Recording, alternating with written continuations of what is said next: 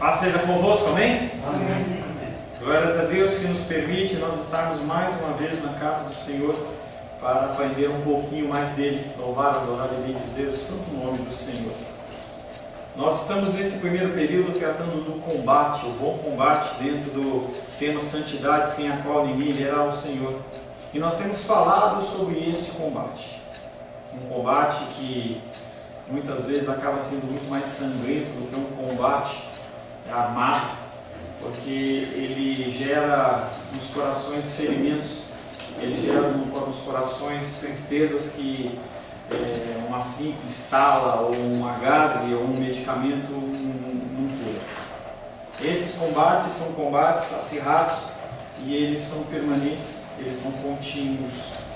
Semana passada nós falamos que esse combate é um combate totalmente diferente de outros conflitos. Esse conflito não é um conflito que depende de você ser um cara forte. Se você já se impôs, você ia para a academia, ficava com os braços fortes e você combatia bem, não é assim. De um olho rápido ou de pés ligeiros. Mas é um combate que não usa armas carnais. É um combate que usa armas espirituais. Não é através do seu esforço, através da sua força, não é através da sua agilidade, mas é através das armas espirituais aos quais o Senhor deposita nas nossas mãos.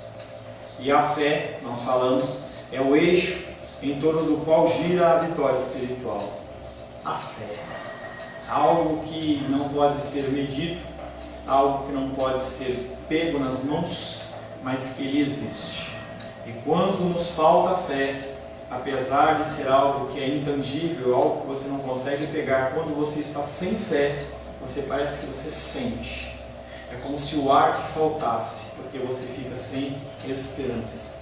O sucesso da nossa vitória espiritual, ela depende inteiramente da fé. Não é uma fé na loto, não é uma fé na cena, não é uma fé na ação de homens, mas é uma fé que provém de Deus. Uma fé que o Senhor ele deposita sobre as nossas vidas e os nossos corações para que nós possamos continuar andando e marchando. Uma das partes, digamos assim, da nossa salvação é a perseverança. É você continuar caminhando, você continuar lutando, independente do que você consegue olhar com os seus olhos naturais. Uma das melhores definições da fé está lá no livro de Hebreus, que diz que a fé é algo que você não consegue enxergar. Não é algo que você consegue pegar, mas é algo que está embutido dentro do nosso coração, independente da situação que você crê. Nunca nos deveríamos esquecer do fato de que a fé, ela se manifesta de diversas formas, em diversos graus. Não tem uma pessoa que tem mais fé do que a outra, não tem como você quantificar isso. Cada vida, ela é única. Cada vida, ela tem um procedimento, um modo de agir de uma forma singular e ímpar. Então, a minha fé, ela não pode ser medida em detrimento da sua fé. A dor que me aflige para você pode não ser nada, mas a dor que te aflige para você pode ser uma coisa imensa e para mim também não ser nada. E o Senhor ele diz que Ele permite que as coisas aconteçam na nossa vida, mas Ele não permite que a coisa passe de um ponto que saia do nosso controle, em que realmente o nosso trem ele saia do trilho. Nunca deveríamos esquecer que a fé ela se manifesta em diversos graus, e tem dias que você tem mais fé, e tem dias que você tem menos fé. Tem dias que você acredita confiante, acorda confiante, e tem dias que você acorda entristecido. Tem dias que você olha para a situação e você fala, meu Deus, Ele é poderoso e eu vou vencer. Um dia passa e você olha para aquela mesma situação e você esquece que um Deus todo-poderoso entregou seu Filho amado para morrer em seu lugar. Nada que nós possamos vir a fazer, nada que nós viemos a pensar vai mudar o que Deus tem para nós. Glórias a Deus por isso. A vontade de Deus não é uma vontade volúvel. A ação de Deus não é uma ação volúvel. O ser humano é volúvel. O ser humano ele varia num dia em uma pessoa amorosa, no outro dia uma pessoa grosseira, uma pessoa serva e depois uma pessoa mandona. Mas Deus ele não muda.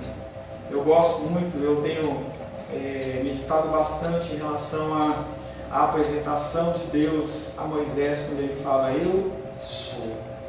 Jesus Cristo também se apresentava como eu sou, seres que não são passíveis de mudança. E aí o Senhor nos coloca num caminho e as intempéries da vida. E aí eu lembro também da pessoa de Pedro lá naquele barco, ele começa a andar nas águas, confiante, mas quando ele olha para a tempestade, o coração dele balança e as pernas dele afundam. Penso que é impossível superestimar o valor e a importância da fé. 2 Pedro capítulo 1, verso 1, por gentileza. 2 Pedro capítulo 1, verso 1.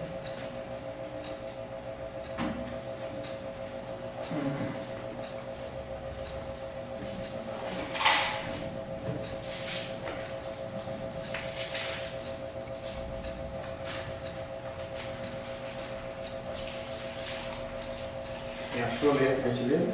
Capítulo 1, verso 1. 1.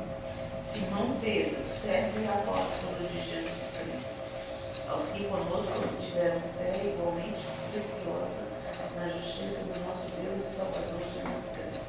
O apóstolo Paulo, o apóstolo Pedro, ele fala desta fé. E ele fala que ela é preciosa, mais cara do que milhões de bilhões de trilhões de dólares. É algo que, se você não tem, você sofre e sofre muito. Pessoas, a gente acompanha, observa pessoas que têm muito dinheiro, mas que não têm fé.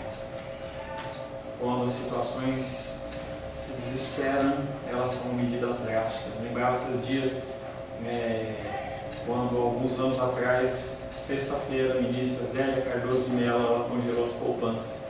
E as pessoas ficaram desesperadas. Algumas até tiraram a sua própria vida, porque não viam mais sentido.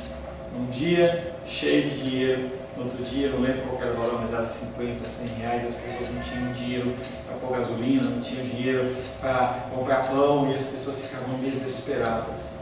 O apóstolo Pedro disse que essa fé que o Senhor colocou em nós, ela é preciosa. Nos ia faltar tempo se nós tentássemos relatar a centésima, milionésima parte das vitórias que, mediante a fé, os soldados cristãos têm obtido. Talvez você tivesse muitas e muitas e muitas coisas para falar do que Deus tem concedido, do que Deus tem livrado sobre a sua vida. Momentos, tempos, horas, dias, meses, anos em que o Senhor tem provido, tem guardado e tem livrado. Mas nos detendo a lista dos soldados, os heróis da fé, nós vamos abrir agora Hebreus capítulo 11, fazer uma breve leitura. Hebreus capítulo 11. Hebreus 11. E aí, Hebreus 11, ele vem falando sobre fé. Eu não vou ler todo o capítulo 11, é um capítulo extenso, mas eu vou falar alguns versículos. Hebreus 11, verso 1. Ora, a fé é a certeza das coisas que se esperam, a convicção dos fatos que não se veem. E aí ele vem dando a definição da fé que vai reger esse caminho de Hebreus 11. Pela fé entendemos que foi o universo formado pela palavra de Deus. Não há como nós fazermos um experimento científico e dizer, não, o mundo foi formado de uma forma ou de outra. Simplesmente isso é uma coisa que nós acreditamos pela fé. E aí ele vem citando a partir do verso 4, aquelas pessoas que viveram pela fé. Pela fé, Abel ofereceu a Deus mais excelente sacrifício do que Caim. Verso 5, pela fé, Enoque foi trasladado para não ver a morte, pois não foi achado. De fato, verso 6, sem fé é impossível agradar a Deus. Verso 7, pela fé, Noé é divinamente inspirado acerca dos acontecimentos que ainda não se viam, e sendo temente a Deus, construiu uma arca para a salvação da sua casa, pela qual ordenou o mundo e se tornou herdeiro da justiça que vem da fé. 100 e poucos anos, construindo uma arca e pregando para aqueles homens sem ver nada. Pela fé, Abraão, quando chamado, obedeceu.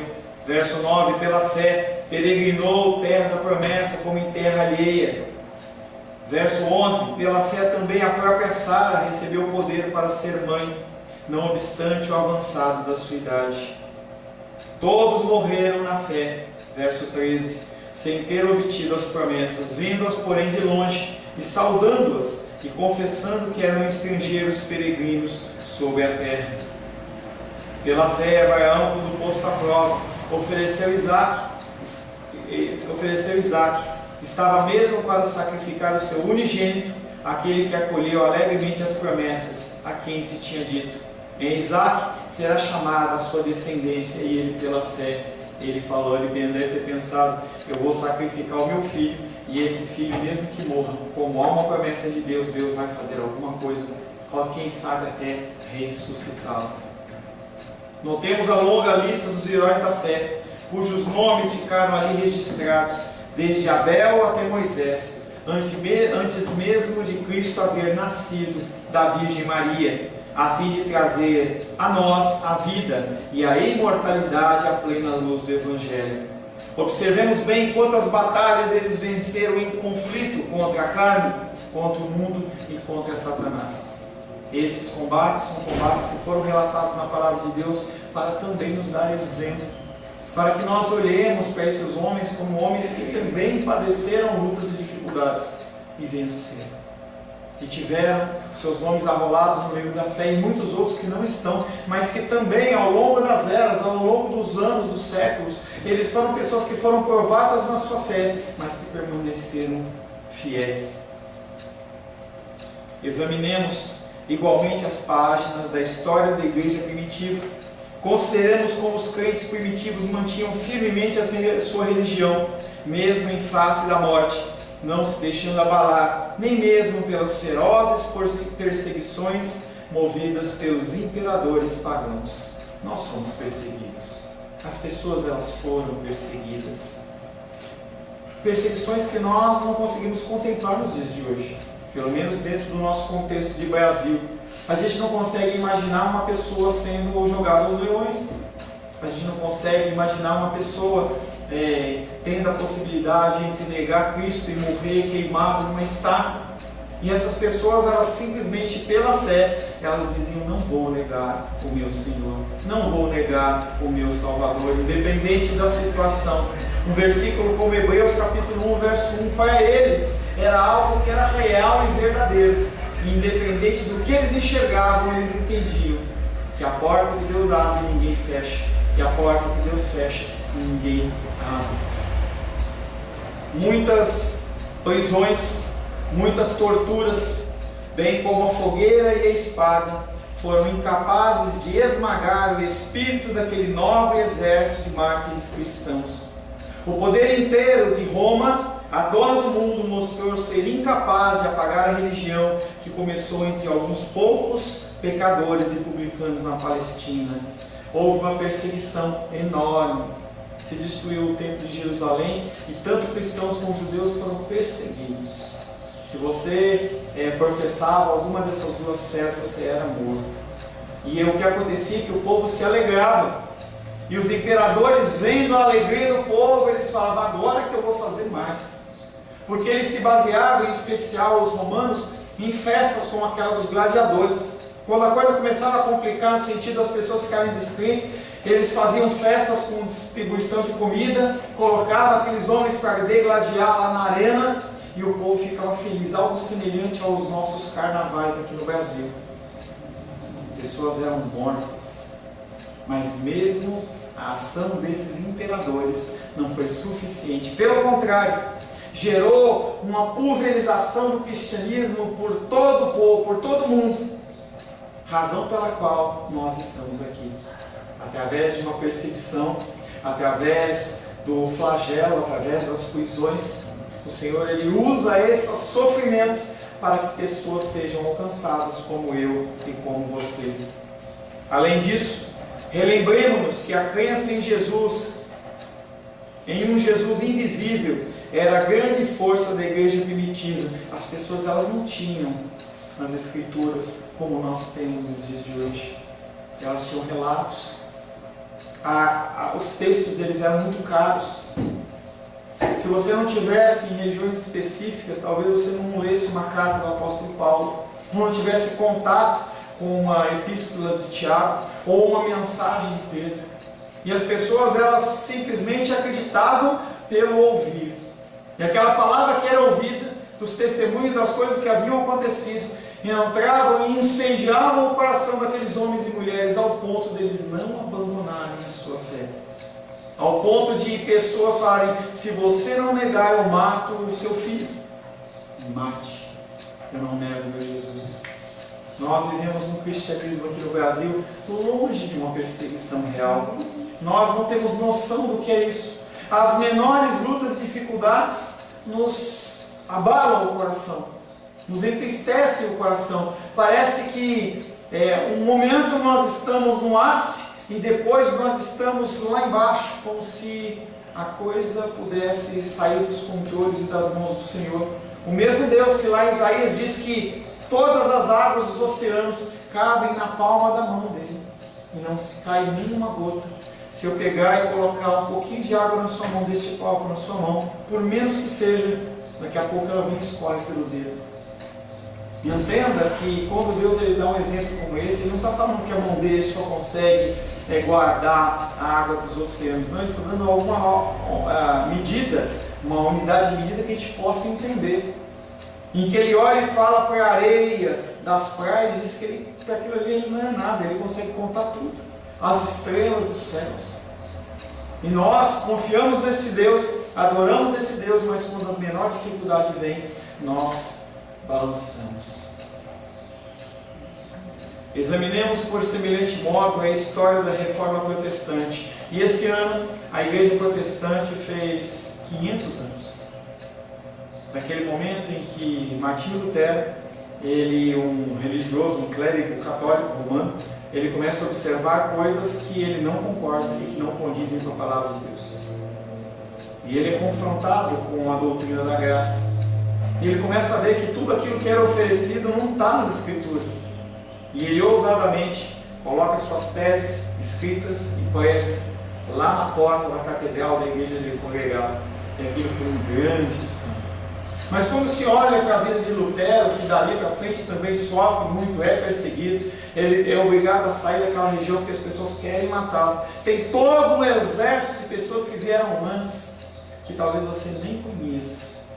Pessoas que trabalharam em prol desta reforma, trabalharam em prol de que o Evangelho pudesse ser traduzido. Algo que hoje a gente não dá valor. Pessoas morreram para colocar as Santas Escrituras do grego, do hebraico, do latim, numa língua que nós podemos entender. E a gente não dá valor a isso. A gente não dá valor porque a gente não consegue entender. A gente não dá valor para a água que a gente bebe, porque a gente tem fartura, a gente abre a torneira, está faltando um dia por semana, a gente reclama. Mas há pessoas que não têm água, não têm alimento. Examinemos por semelhante modo a história da Reforma Protestante. Estudemos a vida dos soldados de Cristo que permaneceram firmes contra uma grande hoste de adversários, estando prontos a morrer em defesa dos seus princípios.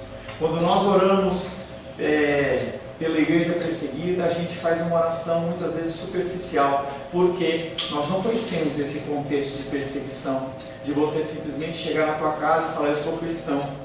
E aí o teu pai, a tua mãe, o teu marido, a tua esposa fala assim: então você morreu para mim. Sai. E a pessoa ela sai com a roupa do corpo e ela sai perambulando pela rua, pelas noites, sejam homens, sejam mulheres, sejam crianças, sejam adolescentes, sejam jovens, simplesmente porque confessaram. E quando são questionados, eles dizem: não, eu não abandono Cristo, eu prefiro morrer a abandonar Cristo. Como nós devemos nos envergonhar desses exemplos, dessas situações. Eu me envergonho. Eu me envergonho. Quer alguém viver a vida de um soldado cristão, que ore pedindo fé. Esse é um dom de Deus. E um dom que aqueles que pediram nunca o pediram em vão. Porque Deus sabe que nós precisamos de fé.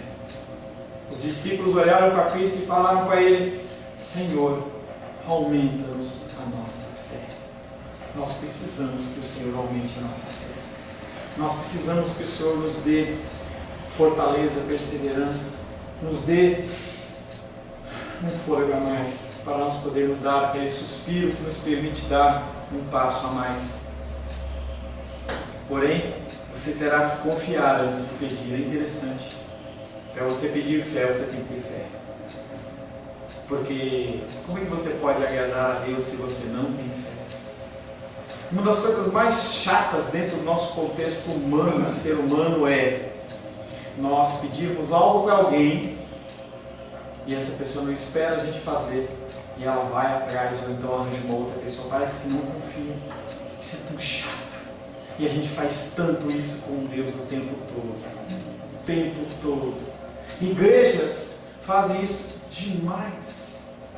A gente acompanha pastores que começaram num caminho correto, começaram num caminho abençoado, mas que quando viram as situações mudando, eles começaram a usar estratégias para que aquilo continuasse. Quando eu vejo, por exemplo, esses pastores na televisão gastando milhões de reais para estar lá na frente da televisão, e eu fico imaginando que talvez algum dia o Senhor ele tenha realmente comissionado pessoas a fazer alguma coisa desse tipo, mas com um tempo pré-determinado, talvez um mês, talvez um ano, e após aquele ano aquilo se findou e as pessoas elas têm que voltar ao normal, mas o que acontece é que esses pastores eles não conseguem, e aí eles continuam, e eles são obrigados a usar a estratégia humana. A fé no sobrenatural, a fé num Deus Todo-Poderoso, ela é substituída por ações de homens. Porém, se você quer fé, você tem de confiar antes de pedir. Se os homens nada fazem na religião cristã, a razão disso é que eles não creem. Eles não creem. As coisas que você lê na palavra e você não vê na tua vida, muitas vezes é porque nós não cremos. Você não crê, eu não creio. Nós achamos ou esperamos, eu não sei o que nós pensamos, mas nós olhamos para enfermos e nós não falamos: posso orar por você? Posso orar repreendendo essa enfermidade? A gente parece que fica morrendo de medo. Isso já aconteceu comigo, pastor. Já aconteceu, para mim acontece o tempo todo. Não, mas aconteceu literalmente. Eu vi um homem curvar e eu falei: eu vou orar para aquele homem. Deixa de ser burro. Fica quietinho aí. Eu fiquei quietinho. O que aconteceria se uma oração como essa fosse feita e uma pessoa ela se levantasse? E é um exemplo. Nós estamos falando de cura, mas pode ser de libertação de algum vício, pode ser qualquer motivo, mesmo a mudança da nossa nação, a mudança dos nossos governantes, a esperança de uma mudança, de um país melhor, de uma liderança melhor. Será que se a gente se esforçasse realmente, em vez de ficar indignado com situações, será que as coisas não mudariam? Entenda que a gente já trabalhou oração, e a oração não muda o coração de Deus, mas Ele usa a nossa oração como instrumento e ferramenta para a ação dEle. E às vezes Ele pode retardar alguma coisa dentro da vontade dEle, simplesmente esperando que as pessoas se levantem e digam: estou aqui, Senhor, me envia, me usa como instrumento da Tua vontade. Se os homens nada fazem na religião cristã, a razão disso é que eles não creem. A fé é o primeiro passo para o céu. Lucas 17, 5.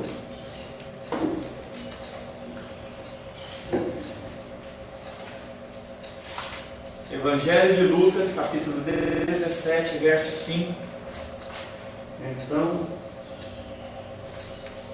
Então disseram os apóstolos ao Senhor: aumenta-nos a fé. Que a nossa oração diária seja como a oração dos discípulos. Que nós entendamos que mais importante do que o dinheiro para pagar a conta da CAESB, ou da CESP, da SEB lá, ou de pagar qualquer conta, é você ter fé. Que nós possamos entender que o Senhor, Ele sabe que nós necessitamos de todas essas coisas, mas é através da fé que nós conseguimos. Que nós possamos vigiar a nossa fé, consigamos observar a nossa fé. Quando nós estamos perto de pegar uma gripe, a gente começa a perceber que o nosso organismo ele começa a ficar diferente, você começa a ficar sem disposição. você começa a ficar sem apetite, o corpo começa a dar alguns sinais de dores nas juntas, no corpo, o teu nariz ele começa a ficar com coriza, sua cabeça começa a doer, alguns casos você tem febre, são todos sinais que são conhecidos por mim e por você. Quando nós vemos esse conjunto de sinais, eu olho para você e pergunto: você está bem, mano? Eu acho que eu estou ficando gripado. Como que nós conseguimos olhar o nosso corpo natural e ver situações como essa, em que a gripe é algo que não ocorre com tanta frequência assim? Talvez a gente pegue 1, 2, no máximo 3 gripes por ano. Faz tempo que eu não pegava uma gripe, peguei uma esse ano. E a gente consegue perceber, e a gente consegue já tomar medidas de correção. Você está andando descalço, você não anda. A gente fala isso bastante para as crianças. Menino, menina, você está com dor na garganta, reclamando e está aí com o pé no chão. Não anda descalço. Não toma um banho quente, não sai no vento frio. Se agasalha para sair, toma bastante líquido, repousa. São elementos que nós usamos, tomamos aquele Cebion, ou tomamos um Doril, uma aspirina, alguma coisa desse tipo. E nós sabemos como combater essa gripe, que ocorre tão sem frequência no nosso ano, digamos assim. E a falta de fé, por que a gente vai permitindo a coisa descendo e nós não fazemos absolutamente nada? As pessoas que liam muito não leem, passam a ler pouco ou não leem. Pessoas que oravam muito, elas param de orar, oram esporadicamente, oram na igreja. Nós temos que vigiar a nossa fé de uma maneira semelhante como nós vigiamos as nossas enfermidades, as nossas contas financeiras. Esse é o ponto onde Satanás busca lançar os seus ataques na nossa fé. Ele sacode, ele tem a permissão de agir na minha vida, de agir na sua vida. E aí o que acontece é, ele fica só observando o que vai acontecer. Até um tempo atrás, eu pescava bastante com meu pai. Quando eu era criança, da idade do Gabriel, a gente ia pescar sempre. E aí, conforme eu casei, fui ficando adulto, nessa situação, isso passou a ocorrer com menos frequência. E eu lembro que a gente ia pescar no rio, ou a gente pescava em lagoa, e os últimos lugares onde a gente pescava era lá na fazenda da minha tia, que foi quando meu pai construiu um pequeno açude, um buraco no chão, e ele começou a colocar aqueles peixinhos alevinos, e foi alimentando, aí ali era um lugar onde ele pescava, a gente ia lá pescar. E eu lembro que para cada tipo de peixe tem uma isca diferente. Dependendo do que o peixe é criado, ele se acostuma a comer aquilo. Então o peixe de rio, normalmente ele está acostumado não a comer milho, ele está acostumado a comer minhoca, porque são os vermes que estão ali na terra, é o que ele se alimenta. Ele se alimenta de peixes menores. E quando você vai pescar num laguinho, num negócio fechado, depende do que você alimenta. Então você dá ração para ele. Eu lembro que o meu tio, o meu primo ia lá alimentar, ele pegava aqueles sacos de ração de cachorro muitas vezes, aquelas baratinhas, e jogava assim, e os peixinhos vinham. Quando você ia pescar, o que você colocava? A ração. E aí você colocava ali a ração, e aquela raçãozinha ficava ali no anzol, daqui a pouco a boinha e o peixinho era atraído. Satanás, ele faz a mesma coisa conosco. Ele observa a minha vida, ele observa a sua vida, e ele fala assim, ele pensa, no que eu posso agir sobre a vida do irmão Cláudio, na vida da irmã dos reis, ou da Edilene? E aí ele vai lá e coloca a mesma isca, todo dia, todo momento. E aí a gente vai lá e morte. E a gente morre. Nós devemos vigiar a nossa fé. Esse é o ponto onde Satanás busca lançar os seus ataques. Tudo morrerá à mercê dele se a fé for derrubada. É interessante que nós, sabendo isso, nós permitimos que ele continue nos atacando onde nós somos mais fracos, onde nós temos deficiência. Mas o verdadeiro cristianismo, ele é um bom combate. A última coisa que nós temos a dizer a respeito disso é que o cristianismo, o verdadeiro cristianismo, ele é pautado por um bom combate. Bom é um curioso adjetivo a ser aplicado a qualquer combate. Como que eu posso falar sobre um combate como algo bom? Se nós pensamos em guerra do Vietnã, combates, o que tem de bom? Com pessoas morrendo, com lares sendo destruídos, com pessoas passando fome, necessidade. Todas as guerras desse mundo são mais ou menos perversas. Não há dúvida que em certos casos a guerra torna-se uma necessidade inevitável a fim de garantir a liberdade dos povos e a fim de impedir que os fracos sejam humilhados ou mortos pelos poderosos, porque se as pessoas não se posicionam, os maiores eles querem dominar. A gente vê isso toda a história humana. A gente vê isso nas páginas das Escrituras. Quando você olha profetas como Abacuque, como você olha profetas ali contemporâneos dele, Ageu, Sofonias, você vê que o problema de Israel não era um problema com povos exteriores, mas o problema de Israel era com as próprias pessoas. Então tem guerras que elas são inevitáveis. Guerras de toda sorte ou espécie, elas são inevitáveis. Mesmo assim, a guerra é um mal. Não tem como você dizer que é uma coisa boa a guerra física. Envolve uma grande quantidade de sofrimento e realmente de sangue. Lança na eternidade milhares, talvez milhões de pessoas totalmente despreparadas para uma vida eterna. Desperta nos homens as piores paixões. Você vê as pessoas fazendo coisas que são impensáveis.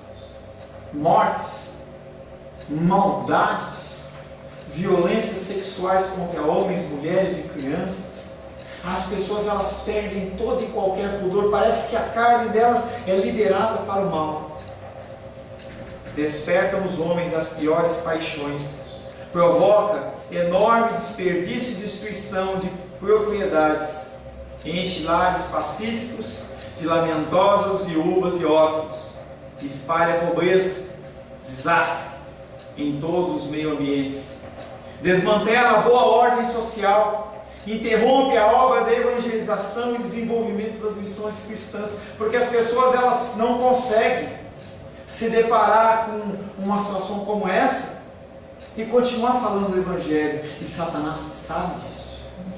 Satanás ele sabe que se ele atacar a tua fé e a sua fé ela abalar, a primeira coisa que você vai fazer é se afastar de Deus. É a primeira coisa. Quando a luta e dificuldade vem, você não consegue entender, você culpa Deus. Nós culpamos Deus. Quando nós agredimos outra pessoa, nós estamos culpando Deus dentro do nosso interior. Porque nós somos imagem e semelhança de Deus.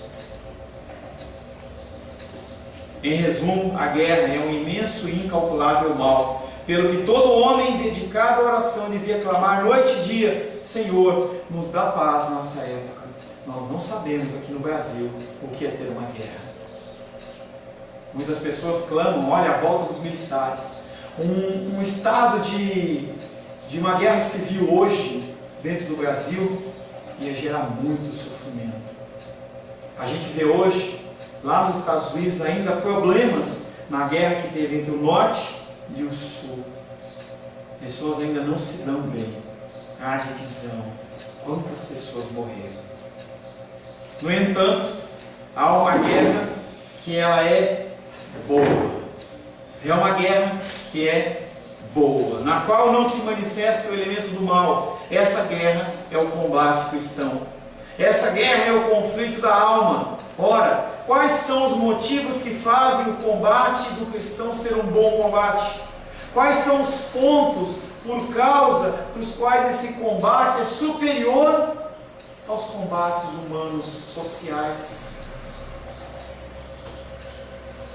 E também que o combate, examinemos essa questão para que ninguém comece a vida de um soldado cristão sem antes calcular o preço. levando-se em conta que qualquer pessoa que quiser ser santo e ver o Senhor terá de entrar em combate.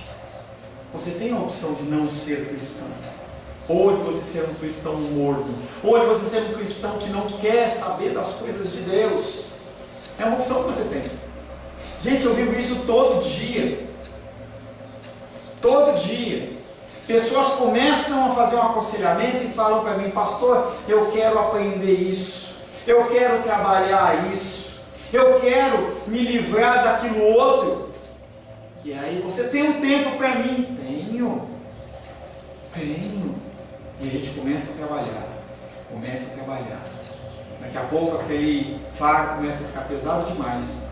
E a pessoa olha numa mão o vício e o pecado, olha na outra mão o preço que tem que pagar, e a pessoa decide: vou ficar com o meu pecado e com o meu vício.